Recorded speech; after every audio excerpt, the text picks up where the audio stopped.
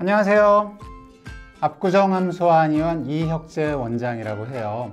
여러분들 만나서 반갑고요. 오늘 여러분들한테 제가 소개시켜 드리고 싶은 거는 내 인생의 슬럼프. 요즘 안 그래도 코로나 때문에 다들 우울하잖아요. 근데 이 우울한 것이 넘어서서 슬럼프를 어떤 사람들은 겪기도 하고 또 어떤 사람들은 아예 온몸이 다 타버린 듯한 그런 번아웃을 겪기도 해요.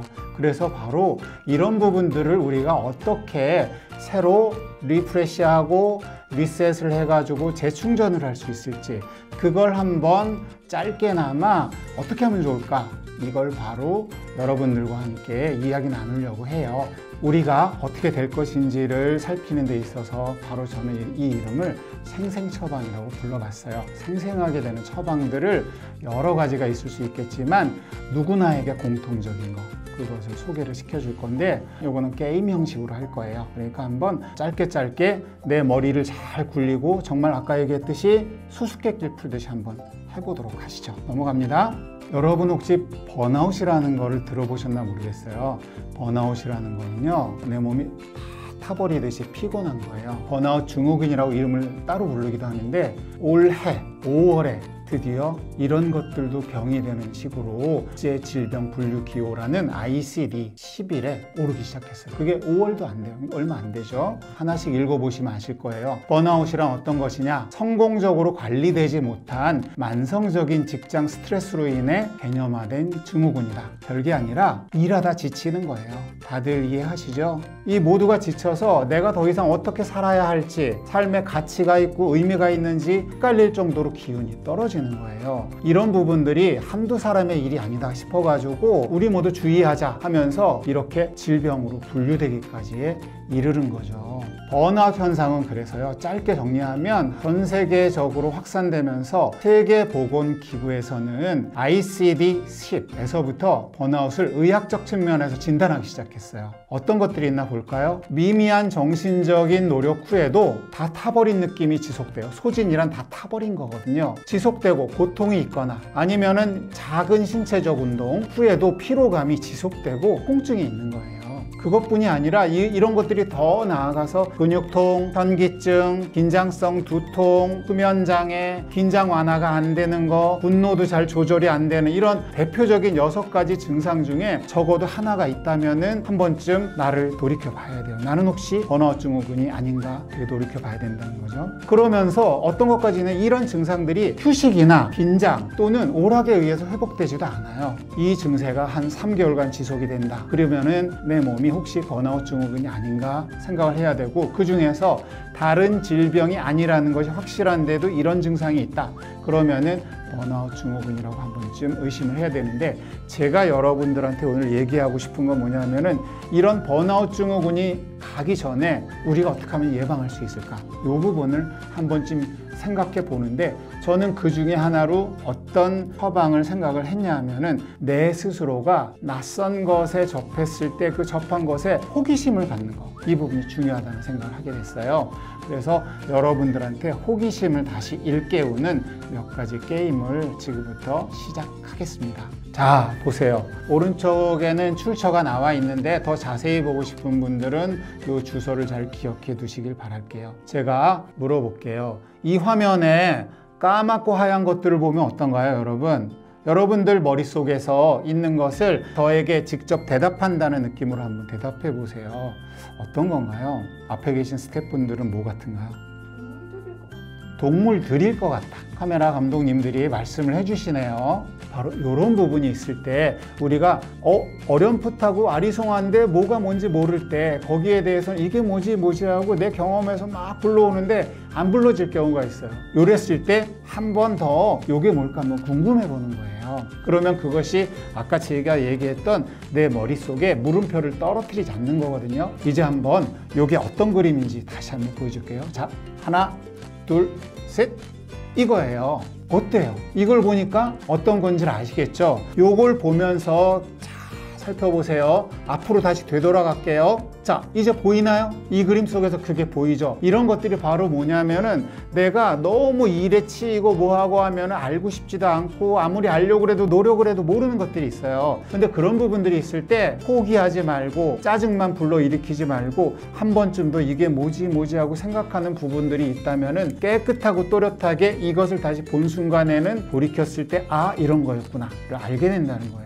그러면은 머리가 샥 다시 한번 시원해지고 이거 대단하네 하는 느낌이 자기도 모르게 들게 된다는 거죠. 또 볼까요? 이런 건 어떠세요? 비슷한 건데 어떤 느낌이 드나요? 딱 보면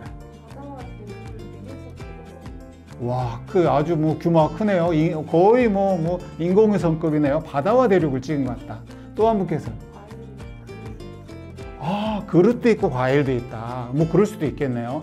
요걸 보면서 어떤 분들은 뭐라 하는지 알아요? 장독대 같다는 분도 있어요. 그런 얘기하면 그래 보이잖아요. 그렇죠? 근데 그런 것들이 다 보기 아리송하는 순간에는 모든 것들이 다 비슷비슷한데 여기에서 제가 한번 또 보여드려 볼게요. 또렷하고 깨끗하게 한 번 더 볼까요? 자, 이거예요. 어떠세요? 이걸 본 다음에 다시 돌아가면 어떤 걸 보세요? 조금씩 보이죠? 다시 한번 볼까요? 이런 느낌을 가지고선 이 경험을 한 다음에 앞쪽으로 돌아가면은 이 부분이 어떻게 되느냐?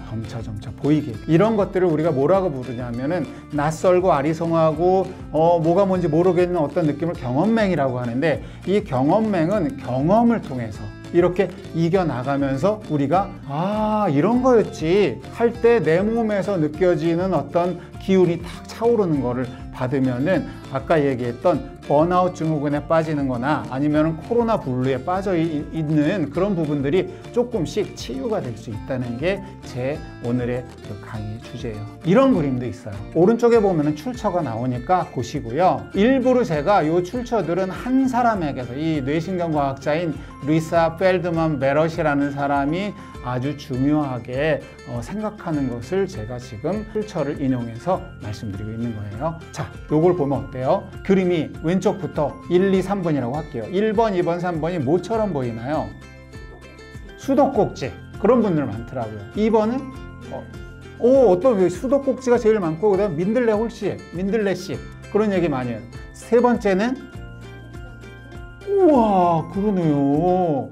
이걸 화산이라고 얘기하는 사람이 제일 많은데 이 그림을 그린 작가가 뭐라 그랬냐면 첫 번째 걸 뭐라 그러는지 알아요? 자기는 폭포를 거슬러 올라가는 잠수함을 이렇게 그렸다고 했어요. 그 얘기를 듣고 나니 그럼직하죠. 수도꼭지도 제가 볼 땐 틀린 얘기 같지 않아요.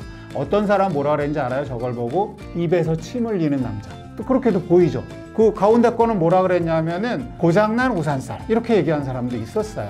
근데 아까 제목은 뭐였는지 알아요? 거미가 물구나무를 선다면 그런 그림이래요. 그리고 세 번째는 지금 놀라운 일이 일어났는데요. 이걸 직접 맞춘 사람은 제가 처음이에요. 스키 점프대에서 스키 타는 걸 기다리고 있는 선수예요.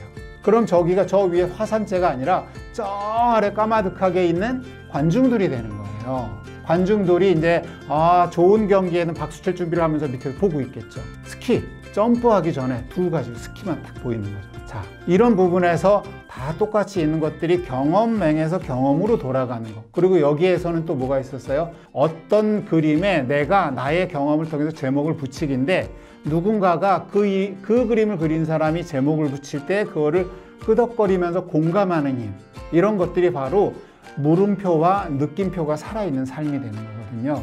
한마디로 얘기해서 우리가 슬럼프를 이겨내고 그 다음에 번아웃을 이겨내서 코로나 블루를 발로 뻥 차버릴 수 있다. 그 정도가 되려면은 딴 거 없어요. 물음표와 느낌표를 놓치지 말자. 그게 제가 오늘 생생처방으로 제안하고 싶은 거예요.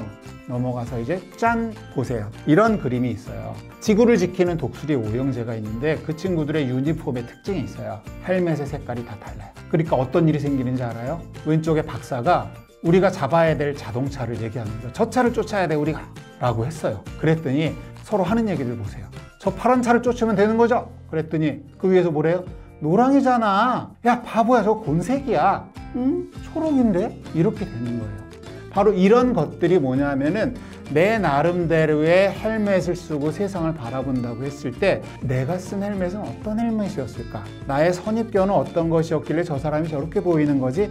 요걸 알아차리는 게 중요해요. 이런 그림도 보세요. 내가 볼 때 경험하지 않은 것들을 경험하고 착각한 것을 착각한다라고 알아차리기 시작하면서는 무슨 일이 생기는지 아세요? 한 사람 한 사람을 다 알아차리는 디테일이 생겨요. 여기 있는 그림들은 사실은 멸종 위기 동물들을 지금 올려놨는데 내가 관심이 없고 다 그게 그거 같다라 그러면은 저 동물들이 그냥 흘겨 지나가고 끝일 거예요. 여러분들 요즘 비대면 여러 가지 원격 수업 많이 하잖아요. 그런 때 우리 친구들 모습 다 볼 수 있잖아요.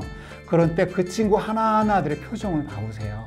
그 표정 하나하나에 담겨 있는 것이 저 한 친구 한 친구들이 멸종되지 않으려고, 스스로는 사실은 멸종되지 않으려고가 아니라 자기네들이 멸종되는지 모를지도 몰라요. 어쩌면 그게 더 힘들고 안타깝고 불쌍한 일일지 모르는데, 그런 느낌을 가지고서 보는 것처럼 나를 비롯해서 모든 사람의 모습을 하나하나 살펴보는 거. 여기에 바로 뭐가 있다? 물음표와 느낌표가 떨어지지 않으면서 바로 번아웃도 이겨내고 슬럼프도 이겨내고 결국은 코로나에 우울해지는 그런 여러 가지 우울감, 블루라고 하는 그 부분을 이겨낼 수 있다는 게 저의 제안이에요. 이제 마무리할 시간이 됐는데 스스로가 주인공이 되라는 걸 말씀드리고 싶어요. 빨간 머리의 내 주인공처럼 내가 살 것인지, 이상한 나라에 떨어진 앨리스처럼 살 것인지, 아니면 사막에 떨어졌지만 자기를 찾으려고 노력하는 외계인처럼 누구나가 다 주인공이죠. 나는 어떤 주인공일지, 주인공인 거를 포기하지 마시면 좋겠어요. 나만 포기하지 않는 게 아니죠. 내 친구 누군가, 아니면 엄마, 아빠, 선생님을 볼 때 그들을 주인공 삼았을 때 그들의 세계는 어떤 세계인지 궁금해해 보는 거예요.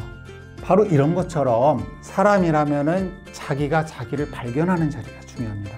그래서 거울 속에 비친 나를 저렇게 살짝 보여주는 그런 애쉬의 그림이 있을 수도 있어요. 또 이런 것들을 다 모아서 거울 속에 있는 나를 바라보면서 그걸 그리는데 그 그려진 나가 다시 한번 그림 바깥의 나를 바라보는 이런 여러 나들이 어떻게 하나씩 하나씩 겹쳐지고 포개지는지, 이 나들을 절대 잃지 마시길 바래요. 내가 나를 잃게 되면은 이 세상 가장 중요한 내가 나를 모른 채 하는데 나머지 70억이 나를 어떻게 아는 채 하겠어요. 그렇지 않게 될 수 있도록 잘 살게 되기를 바라겠고요. 여러분들 제 이름 까먹었을 거예요. 마지막으로 인사드릴게요. 저는 이혁재라고 하고요. 압구정 함소와 한의원에서 나름대로 제 인생의 생생한 주인공으로 살고자 애쓰고 있는 한 사람이에요. 여러 70억 중에 한 사람으로서 인사드릴게요. 여러분들 나중에 기회 되면 또 만나요. 안녕.